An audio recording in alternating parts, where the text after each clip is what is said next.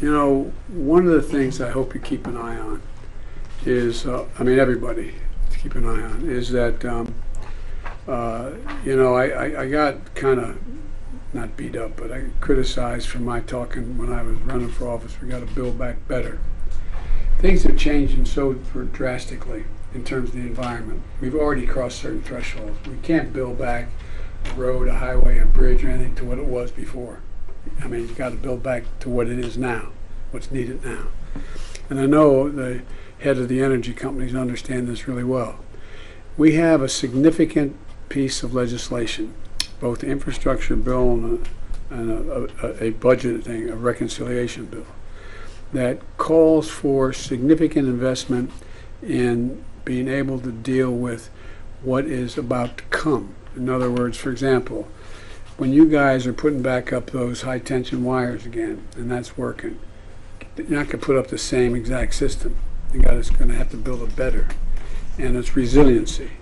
And so I just want you all focusing on it, and as you take a look, and I'm going to presume to send you copies of this stuff, take a look and see if what we're suggesting makes enough sense to you. Not whether it's enough money or not, or too much. It doesn't make sense. Does it make sense? For example, coming in, seeing all the poles down. Well, when we build back better, we know if it's underground, it costs a hell of a lot more money, but guess what? It saves a hell of a lot more money long term. We know that the kind of stuff that goes across, even you saw the high tension stuff going down across the Mississippi, like it did once in the Delaware River, which is a hell of a lot wider than the Mississippi River. It's, and so we have to, it seems to me we can save a whole lot of money and a whole lot of pain for our constituents if when we build it back in a better way. And it will create, and I realize I'm selling as I'm talking too, but it'll create really significant good paying jobs, not $15 an hour jobs, but jobs of prevailing wage, and it generates economic growth.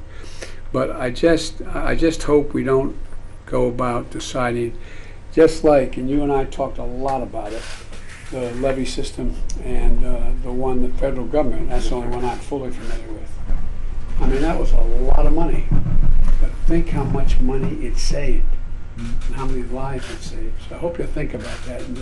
So when you hear the word resiliency, I know the energy guys know this, it's about making the systems from our transmission of energy straight through to the highways we're building and the bridges resilient to the change that we're seeing happening.